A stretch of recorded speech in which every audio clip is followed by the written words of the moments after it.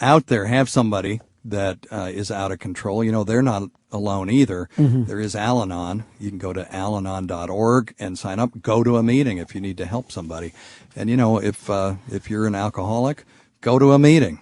Once you admit the problem, that's the first step, And Narcotics Anonymous is, did you go to NA or AA? I was in, I actually have done both, but I was in this closed meeting, that one guy who was running it in Florida, and I just found him to be a very charismatic guy, and then the people in that group became very, very close to me, and there weren't people coming in and out of that group, and from that point on, after I felt safe there, because at the time that I decided to kick, I had like the #1 show down in Florida, and everybody knew me, blah, blah, blah. So even when I showed up at the closed meeting, there were people that didn't want me there because they thought, oh, Shock Jock's going to be telling my story, right.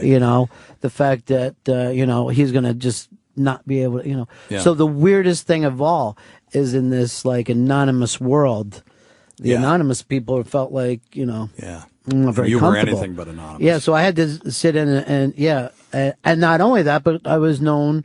Well, you know the way radio people are. Me and Opie both of us would whatever. Yeah. To keep our show going. Yeah. So I had to convince all those people, which was another humbling thing. Yeah.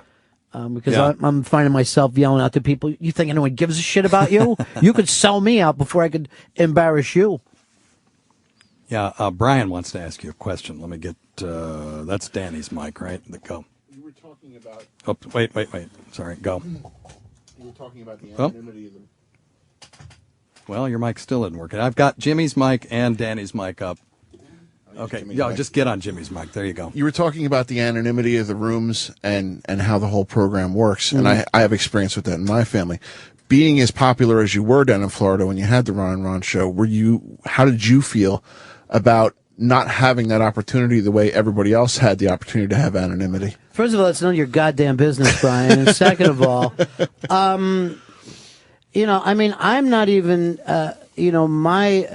I'm not even comfortable talking about AA or NA at all. I would not even begin to speak for any of those folks. And even when, Dr. Steve brought it up to me, it even took me back a bit. And I had to say I was in a closed group away from that. Right. I think when it comes to that kind of thing, if I guess I choose to just at that point just say I'm here, and whatever happens happens. It can't be as bad as what you're doing to yourself and other people. When you do finally say to yourself, this is enough. Yeah. You normally have something that has been bad enough that you don't care what comes next. Right. For me, being embarrassed over that, beyond that fact. As a matter of fact, I have to. And I've thought about this in the back of my head. It's the one thing I have to kind of use humor with all the time and make jokes about it and everything, and just to keep it. It's my way of kind of even reminding myself. And I don't think a day has gone by I don't remind myself of that. A couple more questions, and then we're going to take a break. You've told me before that you have an interest in Buddhism. Are you a Buddhist, or is it just a philosophy that interests you? No, I would say no one book, no one teacher. Yeah. I mean, in terms of that, and it's one of the things I do like about those meetings is that you could take whatever whatever you get, but. I mean, to me, I just feel.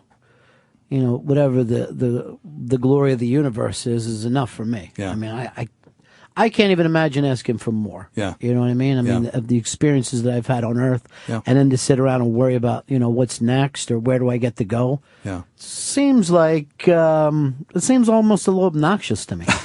Doesn't, you know what I'm saying? I know what you're saying. You've got an incredible universe, and you even brought this up in the medical field for everything that we know.